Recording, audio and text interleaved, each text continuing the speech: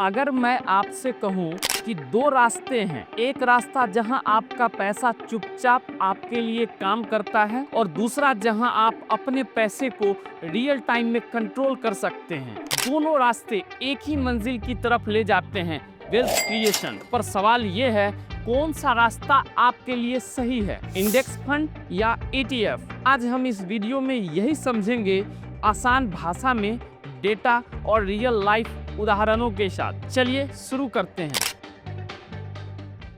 नमस्कार दोस्तों, मैं हूं शिवरत्न कुमार। दोस्तों, पिछले कुछ सालों में पैसिव इन्वेस्टिंग का ट्रेंड भारत में तेजी से बढ़ा है, क्योंकि लोग अब समझ चुके हैं मार्केट को हराना मुश्किल है, तो क्यों ना मार्केट के साथ चला जाए। और यही सोच लाती है दो शानदार ऑप्शन, इंडेक्स फंड और एक्सचेंज ट्रेडेड फंड ETF। 30 सितंबर 2025 तक पैसिव म्यूचुअल फंड्स के एसेट्स 12 ट्रिलियन को पार कर चुके हैं। मतलब करीब 16% पूरा म्यूचुअल फंड इंडस्ट्री अब सिर्फ पैसिव फंड्स में इन्वेस्ट है। तो ये कंपैरिजन सिर्फ एक कंसेप्ट नहीं, ये ट्रेंड बन चुका है। ये इंडेक्स फंड क्या होता है? इंडेक्स फंड बेसिकली एक ऐसा म्यूचुअल फंड होता है जो किसी इंडेक्स को कॉपी करता है, जैसे निफ्टी 50 या सेंसेक्स। इसका काम सिंपल है, जो स्टॉक्स इंडेक्स में है वही प्रोपोर्शन में इंडेक्स फंड में होते हैं। ना फंड मैनेजर की रिसर्च,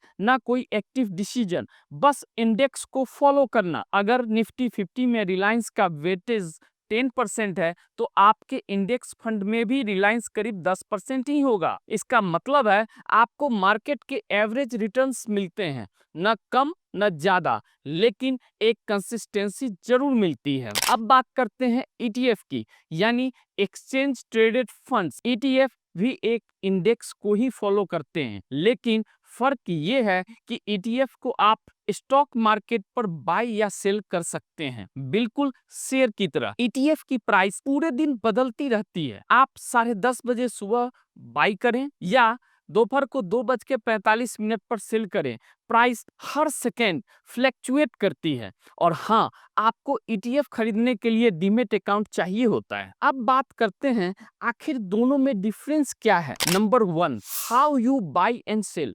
इंडेक्स फंड में ट्रांजैक्शन दिन में सिर्फ एक बार होता है, at the end of the day. NAV के आधार पर, चाहे आप 10 बजे इन्वेस्ट करें या 3 बजे, आपको उसी दिन का NAV मिलेगा। यही वजह है कि इंडेक्स फंड्स SIP इन्वेस्टर्स के लिए बेस्ट होते हैं। आप हर महीने 500 या 1000 से भी इन्वेस्ट कर सकते हैं। और सबसे बड़ा फायदा, रुपी कॉस्ट एवरेजिंग। मतलब मार्केट नीचे है तो आपको ज्यादा यूनिट्स मिलेंगे, मार्केट ऊपर है तो कम, लेकिन लॉन्ग टर्म में आपका एवरेज कॉस्ट कम होता जाता है। ETF में ये फ्लेक्सिबिलिटी नहीं है, वो शेयर की तरह ट्रेड होते हैं, तो टाइमिंग और प्राइस दोनों मैटर करते हैं। आप लिमिट ऑर्डर लगा सकते हैं, मार्केट डिप पर एंट्री ले सकते हैं, लेकिन इसमें ट्रेडिंग अंडरस्टैंडिंग जरूरी है। Difference number 2, liquidity. लिक्विडिटी यानी कितनी आसानी से आप बाई सेल कर सकते हैं। इंडेक्स फंड यहाँ जीतते हैं क्योंकि आप डायरेक्टली फंड हाउस से रिडीम करते हैं। बायर हमेशा अवेलेबल होता है,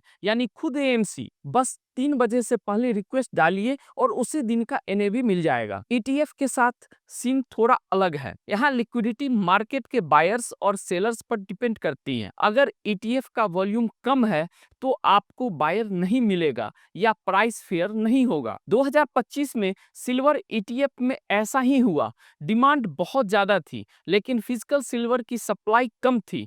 रिजल्ट, ETF प्राइस अपने एक्चुअल NAV से 18% ऊपर चला गया। मतलब 100 रुपए की सिल्वर वैल्यू के लिए लोग 118 तक देने को तैयार थे। Difference number 3, tracking error. दोनों फंड्स का गोल होता है बेंचमार्क को एग्जैक्टली कॉपी करना, लेकिन प्रैक्टिकली 100% ट्रैकिंग पॉसिबल नहीं होती। इस डेविएशन को कहते हैं ट्रैकिंग एरर। इंडेक्स फंड्स में ये थोड़ा ज्यादा होता है, क्योंकि उन्हें रिडेम्पशन हैंडल करने के लिए कुछ कैश रखना पड़ता है। ETF में ऐसा नहीं होता, वो पूरी तरह इन्वेस्टेड रहते हैं, इसीलिए उनकी परफॉर्मेंस इंडेक्स से ज्यादा क्लोजली मैच करती है। Difference number 4, cost equation. Cost यानी आपकी कमाई में से कितना हिस्सा खर्च हो रहा है। इंडेक्स फंड्स में टोटल एक्सपेंस रेशियो TER थोड़ा ज्यादा होता है, जैसे 0.2% या 0.3%। ETF में ये बहुत कम होता है, कई बार सिर्फ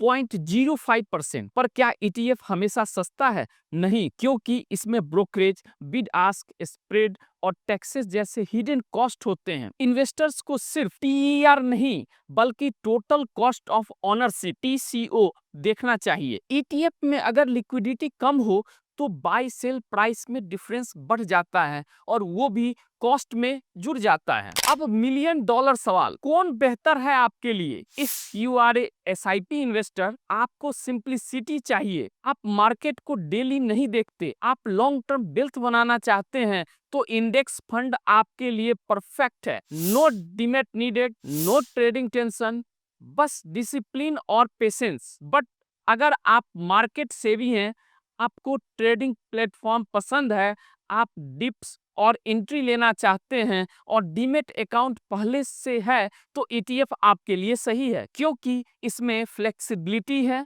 रियल टाइम कंट्रोल है और टैक्टिकल मूव्स पॉसिबल है। मान लीजिए दो दोस्त हैं, रोहित और करण। रोहित हर महीने 5,000 रुपए SIP से निफ्टी इंडेक्स फंड में इन्वेस्ट करता है। करण वही पैसा ETF में डालता है, लेकिन कभी हाई पर कभी लो पर खरीदता है। 10 साल बाद दोनों के रिटर्न्स लगभग सिमिलर हैं, लेकिन रोहित का एक्सपीरियंस सिंपल था और उसे कहीं टाइमिंग की टेंशन नहीं हुई।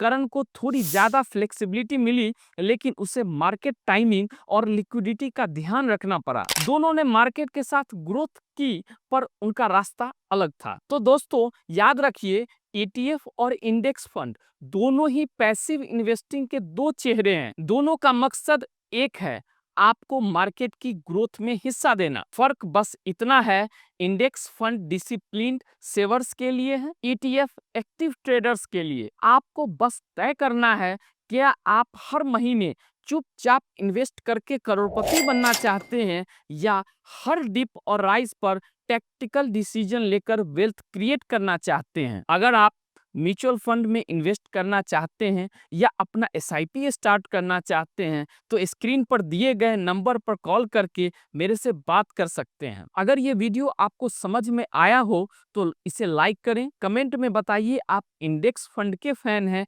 या ETF के, और हाँ, चैनल को सब्सक्राइब जरूर करें। मिलते हैं अगले वीडियो में।